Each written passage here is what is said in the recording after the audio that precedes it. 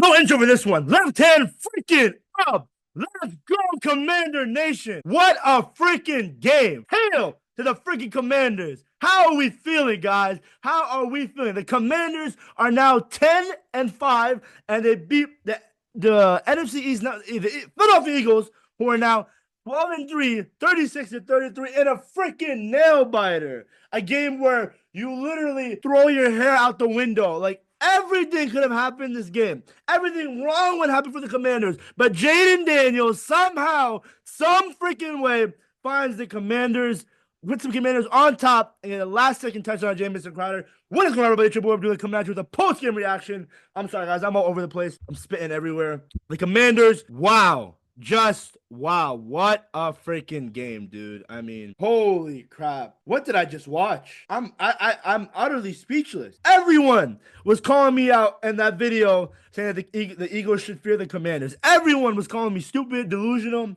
Where are the Philly fans at right now? I understand. Jalen Hurts out with concussion. But still, was Jalen Hurts the reason why the Commanders scored 36 points? That's all I'm saying. Who game ball to Jaden Daniels. I mean, he was going to 5 touchdowns, 24-36, 258 yards. Also led the game of rushing yards, 9 carries, 81 yards. Is he not rookie of the year? Bo Nix too? Come on, man. Bo Nix? Jaden Daniels, bro. I mean, what a year he has been having here in Washington.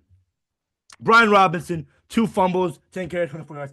B-Rob, at halftime, fans were saying that he deserves to be cut. People were putting up Ashton Gentry to DC hashtags.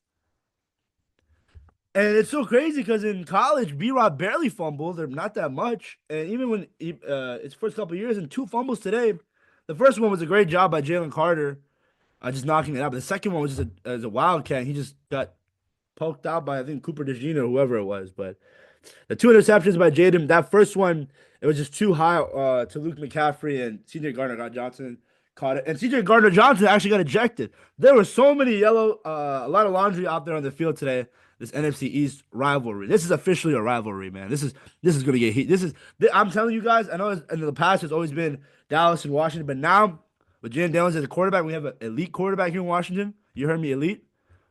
Commanders and Eagles, they'll be clashing heads for the next couple of years. But going back to the statistics, Terry McLaurin, 5 receptions, 6 yards, and a touchdown. That touchdown over Quinyon Mitchell, who was going to supposedly lock him up again like they did in the first game.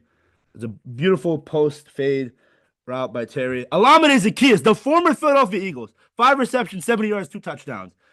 That second touchdown just was wide open, busted coverage. That first one was just a great catch by him. Jaden found him in the end zone.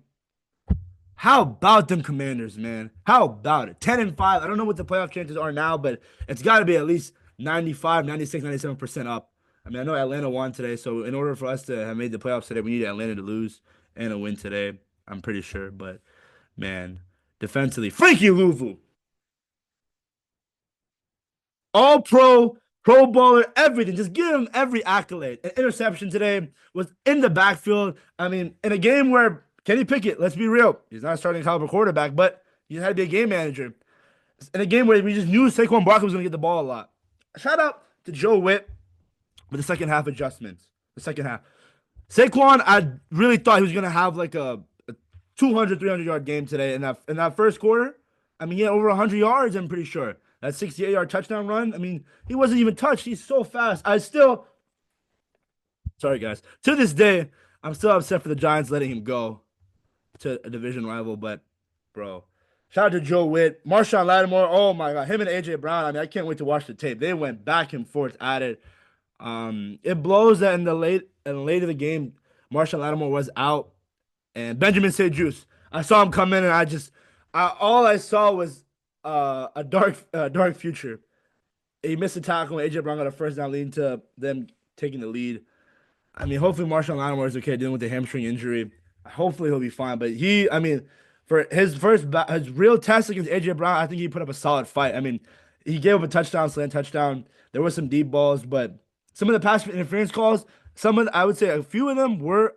It looked like it was pass interference, but some of them where it was like A.J. Brown's holding on to him, or as a tripping incident, it was like it wasn't intentional, like it was BS. But the refs today, man, I mean, bro, like you can talk about both sides.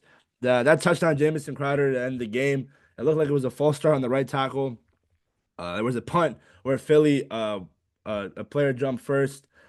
What else? I mean, there was like a lot of personal foul roughing the passer. I mean, obviously, I'm not complaining on that, but it is what it is at the end of the day. I think penalty wide yardage, if I'm looking at it right now, um, Philly had 10 penalties for 91 yards, Washington 6 for 93, so almost 200 yards of penalties.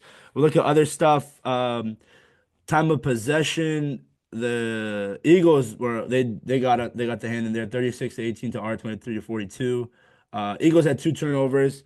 I think what am I missing on the two turnovers? Kenny Pickett threw up. So it was up 14-0. Kenny Pickett came in and Frankie Louva had a nice play where he was disguised to go in the flats, but he ended up coming up in the middle and had an interception on Kenny Pickett. Frankie Louva again. What a pickup by Adam Pearce and company. I think the second turnover. I might be blinking out. I don't know what it was. Why am I blinking out? I'm blanking out right now, but Dorrance Armstrong had a strip sack. I mean, ball is life. You just got to go after the ball. So many chances. Five turnovers this game, guys, where we were down, and I really thought we were going to lose by 21 plus points, but they found a way to come back. The Commanders, man. This is a new team here in DC. I don't care about all those Philly fans in Northwest Stadium. It's Commander Nation now, man. And now they control their own destiny. I think as long as they beat Atlanta next week, I think they should be good. I don't know. I don't know. Chris Rodriguez came in the game, had some nice carries. Again, Terry had a nice game. De'Ami Brown had a 50-yard bomb. That was nice. Zach Ertz had a couple of catches. Bobby Wagner had a nice play. I mean, everyone was just feasting today. It was a good play by all.